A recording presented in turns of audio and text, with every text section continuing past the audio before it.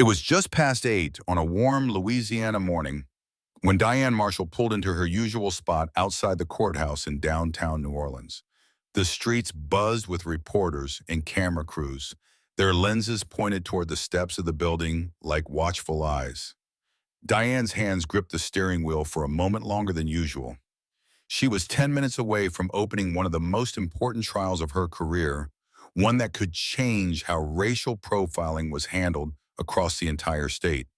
But for her, it wasn't just legal. It was deeply personal. Diane was a black judge, seasoned and sharp, with a calm presence that had earned her respect in courtrooms all over Louisiana. She had seen her share of struggle, both in and out of the legal system, but today's case hit closer than most. The defendant, a young black man named Marcus Daniels, had been arrested right outside his own home. No weapons, no crime, just a vague claim that he fit the description. Diane knew that phrase. She'd lived it. Rather than navigate the crowd out front, Diane opted for the quieter side entrance. Her heels echoed softly on the pavement as she approached the doorway, badge already in hand. But just a few steps from the door, a young white officer blocked her path. He stood tall, stiff and alert, eyes narrowing as she got closer. "Ma'am, I'm going to need to see some ID," he said firmly. Diane lifted her badge. "I'm Judge Marshall. I'm presiding over the Daniels case this morning." He didn't even glance at it. "There's been an incident nearby," he said, voice edged with suspicion. "And you match the description of someone involved." For a moment, Diane just stared at him. Her heart beat a little harder, not from fear, but from a cold familiarity. She'd heard those words before, and not just in the courtroom. "I'm due in court in less than 10 minutes, she said, steady as ever. "Now, if you'll load it to my badge," but the officer's hand hovered near his belt, close to the cuffs at his side. "I don't care who you say you are, ma'am. You're going to need to come with me." Diane's breath caught in her throat. Not again, she thought. Not here, not today. And just like that, the trial she was about to oversee, the one about unjust assumptions and quiet prejudice, was no longer just a case. It was already happening. To her. Right there on the courthouse steps. The courtroom doors closed behind Judge Diane Marshall, with a quiet thud sealing off the morning's bitter encounter like a bruise hidden under a sleeve. Inside, the hushed, sterile space offered no comfort. Her heels clicked softly across the polished floor as she took her seat behind the bench, her heart still unsettled from what had just happened outside. She was no stranger to racial bias. She had faced it all her life. But today, of all days, it struck a little deeper. The sting lingered not because it was new, but because it was so familiar. She glanced around the room. Journalists filled the gallery, pens poised. Spectators sat shoulder to shoulder. The tension hung thick in the air, heavier than usual. Today wasn't just another court date. It was the start of a trial that could set a precedent in Louisiana, a trial that would hold a mirror up to the very system that Diane had spent her life trying to believe in. When she called the court to order, her voice was steady. She wouldn't let the earlier encounter cloud her judgment. Not visibly, anyway. The attorneys made their opening statements, the air charged with intent. Diane listened closely but found her thoughts drifting. The image of that officer's eyes, hard, suspicious, unwilling to see her for who she was, kept playing in her mind. Her grip on the gavel tightened briefly, then loosened again. She had a job to do. Then came the moment she'd been waiting for. The first witness, Marcus Daniels. He walked to the stand with quiet dignity, a young man in his early 20s wearing a simple navy jacket and a tie that looked borrowed. His hands trembled slightly as he raised his right one to swear in. Diane leaned forward just a little. She wanted to hear every word. Marcus's voice, though soft, carried weight. He spoke of that afternoon in his neighborhood, how he had been standing on the curb, checking his phone, waiting for a ride share. He wasn't doing anything wrong, just waiting. But then the patrol car had pulled up. 2 officers stepped out, and everything changed. They asked what I was doing there. He said, his voice growing tight. I told them I lived down the street, showed them my license. But they didn't really look at it. One of them said I looked nervous, like I had something to hide. He paused, swallowing hard. They told me I matched a description, said I was acting suspicious. Next thing I knew, I was face down on the pavement with cuffs on my wrists, in front of my neighbors, in front of my little sister. There was a sharp silence in the room. Diane kept her eyes on Marcus. She'd heard stories like his countless times before, but today it felt different. Today it wasn't just his voice she heard, it was her own. She could feel the scrape of humiliation he described, the burn of being mistaken for a threat, the quiet disbelief that it could happen so quickly. Halfway through his testimony, the heavy wooden door at the back of the courtroom creaked open. Diane's breath caught as her eyes flicked toward the noise. The same young officer who had stopped her that morning stepped inside, his face pale and strained. He looked smaller now, almost timid, as he made his way toward the front of the courtroom. The prosecutor rose. "Your Honor, we'd like to call Officer Bill Wilkins to the stand." So that was his name, Bill Wilkins. Diane straightened her posture. She reminded herself to remain impartial, to keep her face neutral. But inside her pulse stirred. This was the man who had looked right through her badge, right through her robes, and seen only a problem. Now he was the one under scrutiny. Bill Wilkins took the stand stiffly. His hands fidgeted in his lap as he glanced at the jury, then toward Diane. For the first time, recognition flickered in his eyes. He knew who she was now. The expression on his face said it all. The prosecutor began. "Officer Wilkins, walk us through your decision to detain Mr. Daniels." Bill cleared his throat. "I was patrolling the neighborhood and saw the defendant standing near a driveway. He looked out of place." Diane's jaw tensed. Out of place. She had heard those words too many times. They were a code, a polite cover for bias. They didn't mean criminal. They meant black. And what made him look out of place? The prosecutor pressed. Bill shifted in his seat. He seemed nervous. He kept checking his phone and looking around. It felt like he was up to something. "Did he run?" the prosecutor asked. "No." "Was he holding anything illegal?" "Did you see any weapons, drugs, stolen property?" "No," Bill admitted. "We didn't find anything." The courtroom was silent. Diane watched the jury. Some looked unsettled. Others stared straight ahead, unreadable. But the truth was clear. Marcus Daniels had been arrested for doing absolutely nothing wrong. As Bill continued, the cracks in his testimony widened. Details didn't line up. His version of events faltered under questioning. Diane watched his eyes, how they darted toward her, how the weight of the moment pressed on his shoulders. The man who had stood so sure of himself just hours ago now looked lost, exposed. When the prosecutor finally stepped back, Bill looked like he'd aged a decade. Diane's gaze never wavered. This case, she thought, wasn't just about Marcus. It wasn't even just about Officer Wilkins. It was about something larger, a system that allowed these assumptions, these quiet acts of harm, to go unchecked for generations. And now that system was on trial. As the court recessed for the afternoon, Diane remained at the bench a moment longer. The weight of everything, the testimony, the stares, the bitter echo of that morning sat heavy in her chest. The fight for justice wasn't a clean line. It was layered, quiet, often lonely. And yet here she was in the thick of it, doing what she could, piece by piece. The following morning, the courthouse seemed quieter, but only on the surface. Beneath its old marble floors and time-worn wood, tension pulsed like a low hum. Judge Diane Marshall sat in her chambers before the next session, hands cradling a lukewarm cup of coffee. She wasn't sipping so much as holding it for warmth, for steadiness.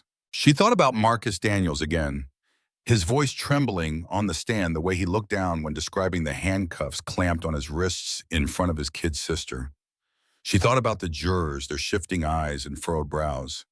And then she thought once again about Officer Bill Wilkins. His face from the previous day, uncertain, suddenly unsure of the ground he stood on, lingered in her memory. That same man had tried to detain her at the courthouse door not 24 hours earlier.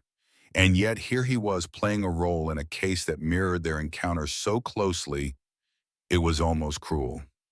Court resumed promptly at 9.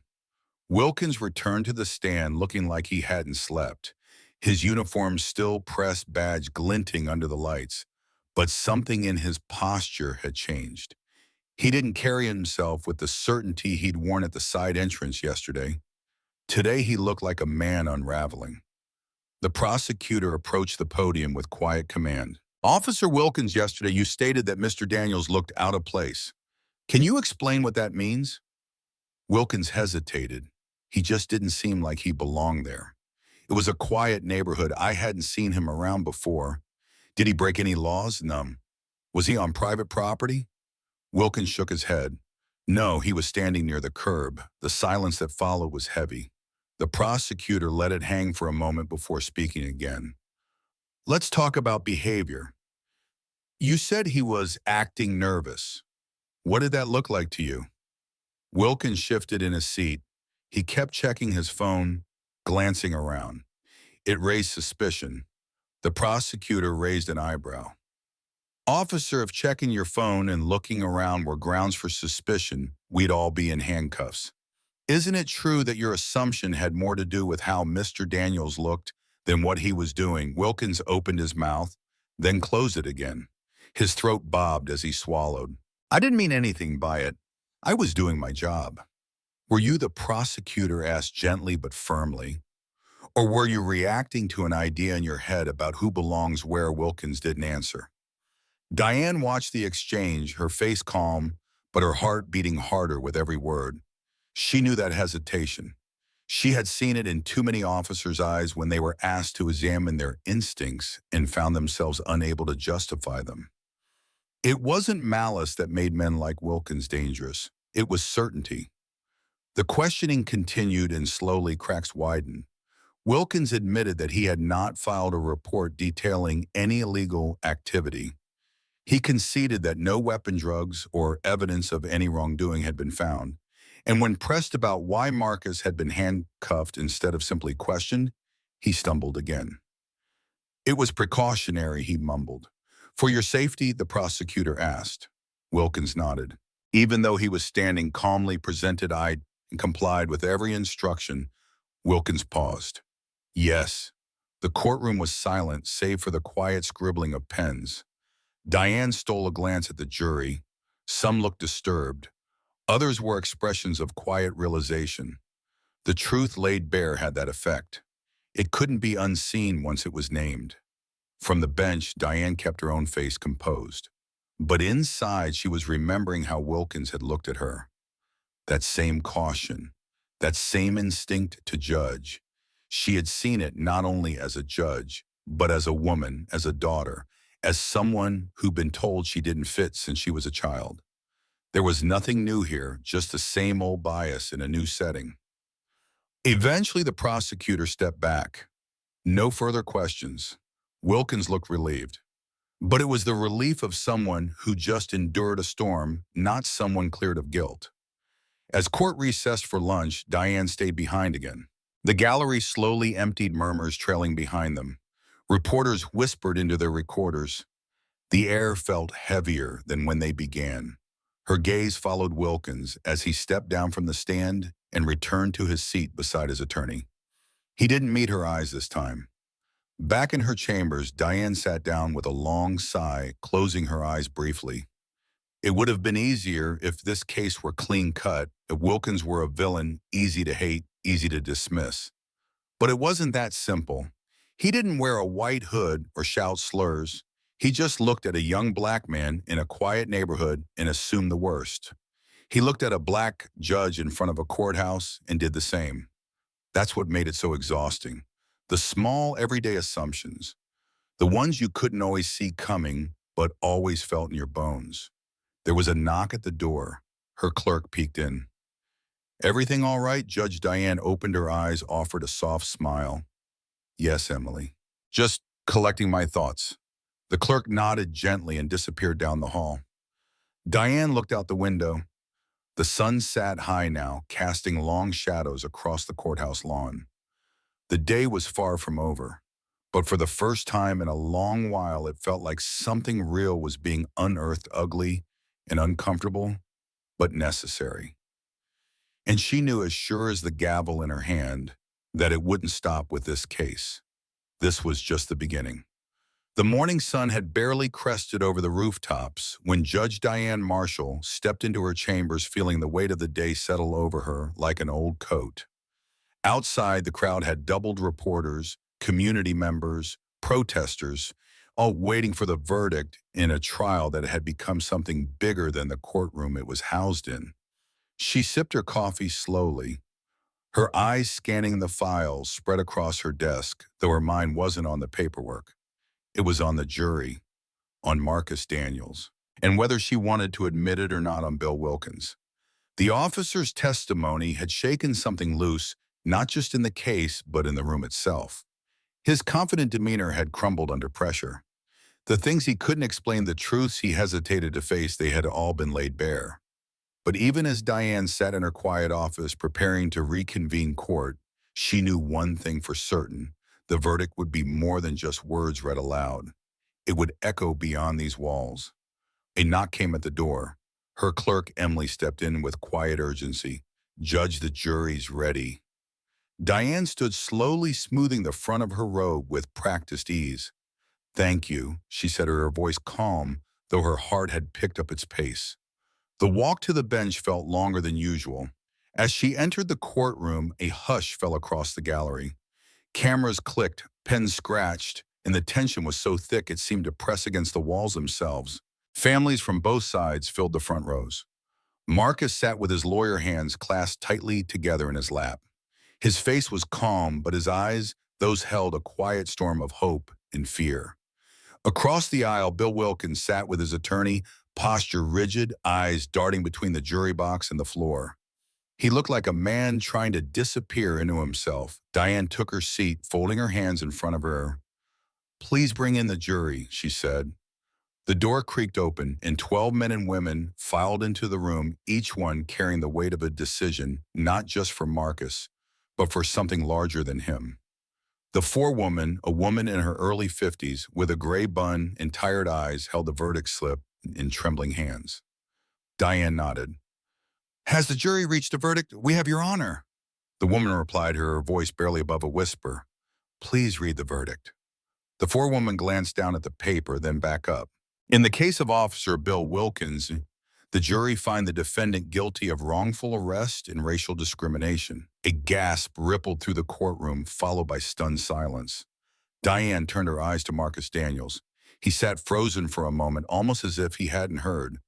Then his shoulders dropped and a slow breath escaped him. His attorney reached over, placing a gentle hand on his back.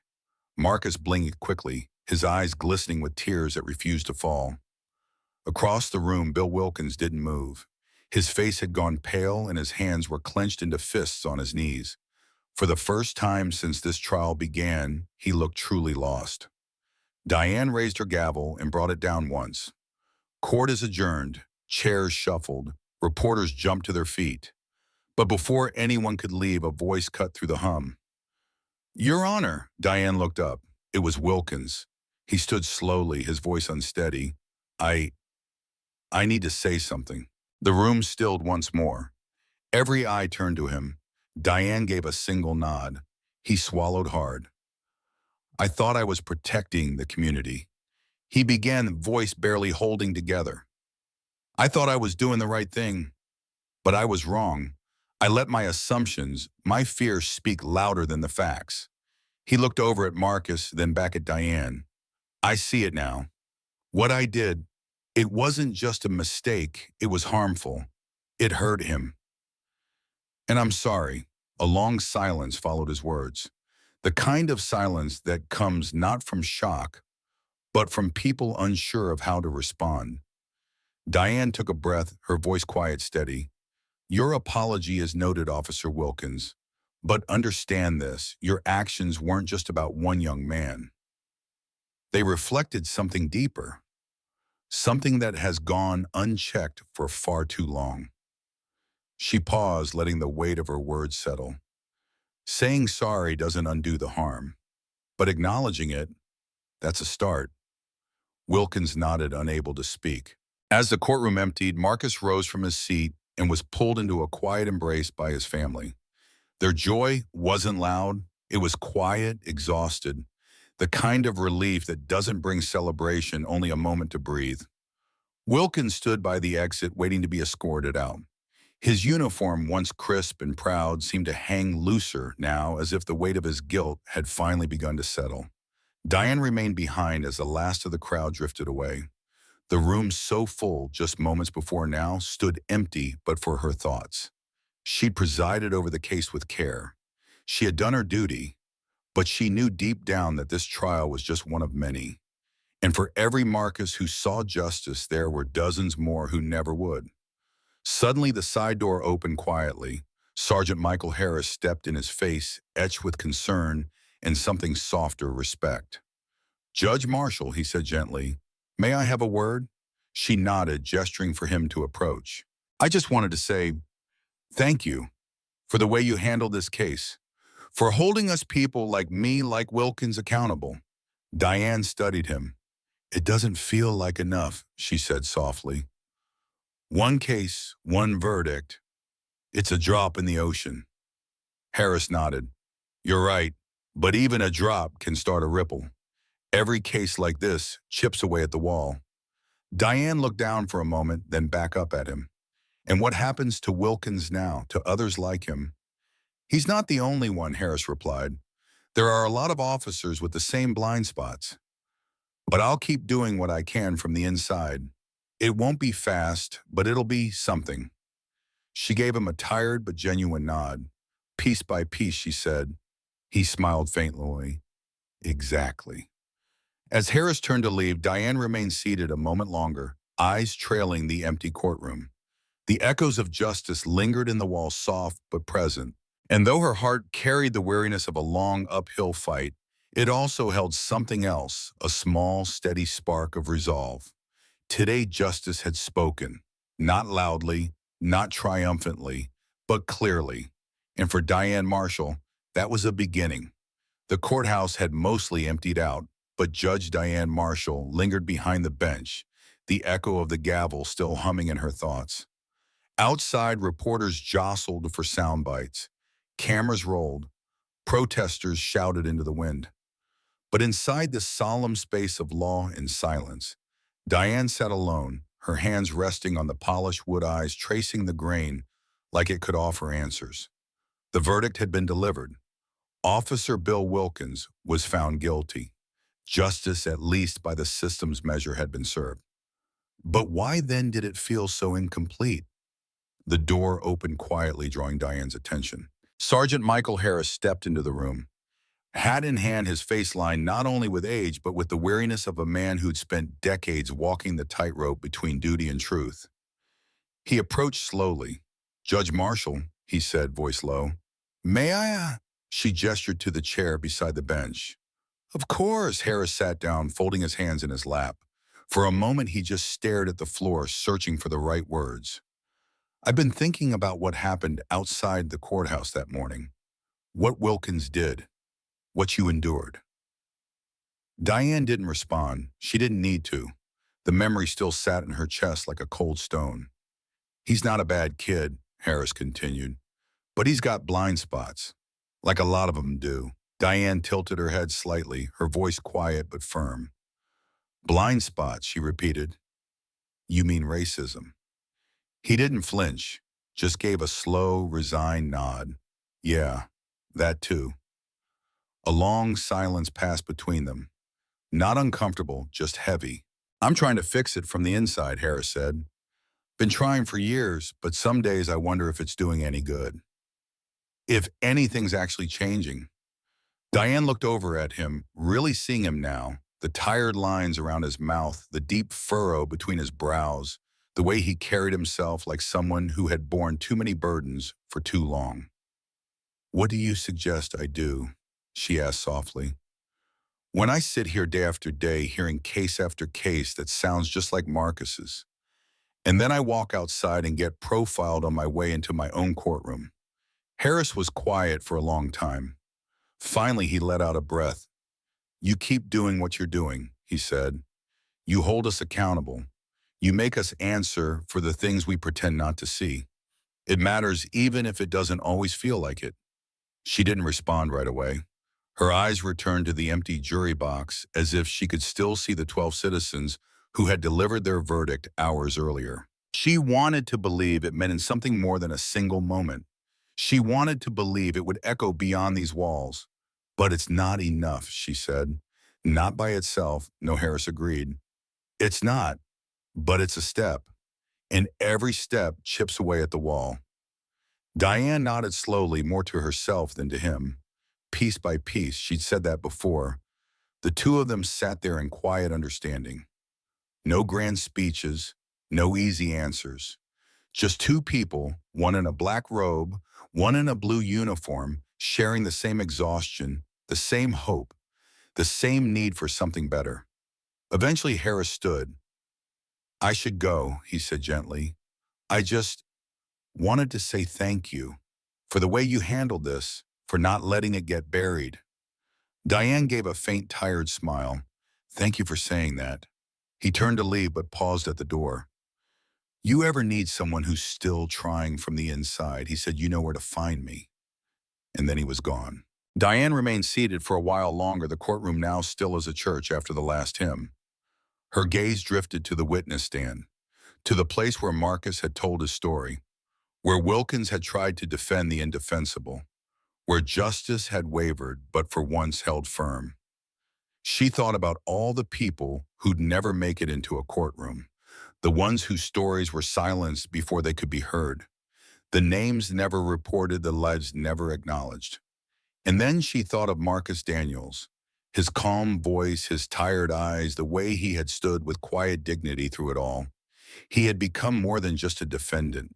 He had become a symbol, not because he asked to be, but because the system had made him one.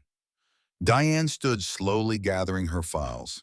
She turned off the light and stepped out into the hallway, her heels echoing softly against the tile. The day was far from over. The work was far from done. But in her heart, a single truth rang clear.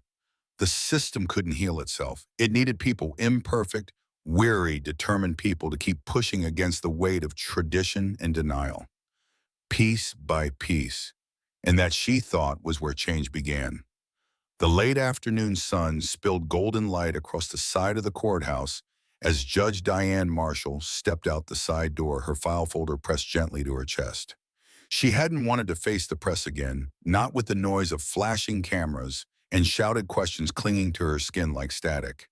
This door, quiet, tucked away, had always been her escape. Her breath steadied as she stepped into the crisp air, ready to put this day behind her. But there, leaning against the wall, just beyond the doorway, was Officer Bill Wilkins. He looked like he hadn't moved in hours. His uniform, once crisp with confidence, now hung loose on his frame. The proud square stance from the witness stand was gone, replaced by slouched shoulders and restless hands. His eyes met hers as she stepped into view, and for a beat, neither of them spoke. The wind rustled the leaves above them, whispering through the silence. Judge Marshall, he said quietly, straightening his back a little. I didn't expect to see you here. Diane didn't respond right away. She kept walking until she was level with him, then stopped, her face unreadable. Wilkins shifted his weight, his voice shaky. I've been thinking about everything, about what happened in court, about what I did to you. His eyes flickered with shame, but Diane didn't soften. She held his gaze, her own voice firm but low. I imagine you've had a lot of time to think. I know, he said, nodding quickly, and I know it's not enough. Saying sorry doesn't fix what happened. I didn't mean to. He stopped himself, breathing through the words. I didn't mean for any of this to happen. Diane's jaw tensed. You didn't mean for it to happen, she repeated, her voice quiet but sharp. But it did. To Marcus, to me, to so many others. So forgive me if I'm not moved by your remorse right now. Wilkins looked down but didn't back away. I know I screwed up. I know I let my biases take over. I didn't even realize it. Not fully. Not until I was forced to look at it, really look. And I'm trying to understand now. I'm trying to unlearn it. Diane folded her arms, studying him. And what changed? The fact that you got caught or the fact that someone finally held you accountable? Wilkins didn't answer right away. He glanced up, meeting her eyes with a flicker of honesty. Both, he said, I think it took this trial to really open my eyes, and I hate that it had to happen this way. I hate that I hurt people. I see that now. The silence stretched again, not harsh, just thick with the weight of truth. I know you don't owe me anything, Wilkins added, his voice softer, but I wanted you to hear it from me face to face, not just in a courtroom. Diane took a slow breath. Something in his voice was real, but it didn't make the pain lighter. It didn't change what had happened. You think you're the only one trying to unlearn it, she asked. You think you're the only one carrying the consequences of your upbringing. Your assumptions I've spent my whole life trying to prove I belong. And I still get stopped at my own courthouse. Still get looked at like I don't fit the part. Her voice didn't rise, but it deepened with feeling. You want credit for finally seeing what's been right in front of you all along? I can't give you that. Not yet. Wilkins nodded slowly, the words landing heavy. I understand. Diane took a small step back. The tension between them shifted, not gone, but changed. Now it held something quieter. Not forgiveness, but the beginning of reckoning. I don't know what kind of man you'll be after this, she said, but I hope you won't forget what happened in that courtroom. I hope you don't let this be the end of your learning. I won't, he said, his voice barely above a whisper. She gave a small nod. Not approval, just acknowledgement. Then without another word, she walked past him, her footsteps soft against the stone walkway. Wilkins didn't follow. He just stood there watching her disappear around the corner, holding on to her silence like a mirror. And maybe for the first time in his life, he really saw himself in it. The courthouse had quieted, the verdict had been read, the gallery cleared, and the storm of flashbulbs had faded into distant clicks beyond the front doors. But Judge Diane Marshall remained behind, seated alone in the courtroom, where truth had found its voice. The room was still, save for the soft ticking of the clock on the wall each second, a reminder that the world outside kept moving whether justice had been done or not. She had just gathered her files when the door creaked open one last time. Marcus Daniels stepped inside with his attorney, his shoulders less tense than they'd been for days. His eyes found hers steady and clear. Judge Marshall, he said gently, I just wanted to say thank you for everything. She looked at him, then set her folder down. You don't have to thank me, Marcus. I was just doing my job. He shook his head slowly. No, it was more than that. You didn't just listen to me, you saw me. You gave me space to be heard. Diane felt her throat tighten. She nodded, offering a small, tired smile. I hope this is a step towards something better, she said. But it's only one case. We still have a long way to go. I know, he replied. But someone has to take the first step. And you did. He turned to leave, pausing once more. Thank you, Judge. Diane watched him go, his footsteps fading into the hallway. She didn't feel triumphant, but she did feel still, anchored. And for the first time in a long time, maybe even a little hopeful, she took the same side exit she'd used before stepping into the late evening air. The sky had turned a pale gold, the courthouse casting long shadows on the quiet street. She walked slowly, deliberately, breathing in the calm. And though she knew the road ahead was long and uneven and often unforgiving, she also knew something else. Today mattered. Justice doesn't always come in loud declarations or sweeping changes. Sometimes it begins in small acts of courage, by telling the truth, standing firm, or choosing to see someone differently than you were taught to. It begins when people are held accountable, when pain is named, and when those in power listen without turning away. We all carry the responsibility to shape the world into something more, just more compassionate, more whole. Even when the weight feels heavy, especially then, we keep walking, one step at a time, piece by piece. If this story stirred something in you, made you remember, reflect, or simply sit with it a moment, I'd love to hear your thoughts. You're always welcome to leave a comment or share your own story too. And if you'd like to spend more time with stories that speak softly but carry meaning you're invited to stay. No rush, just good company. Until next time, take care of yourself and one another.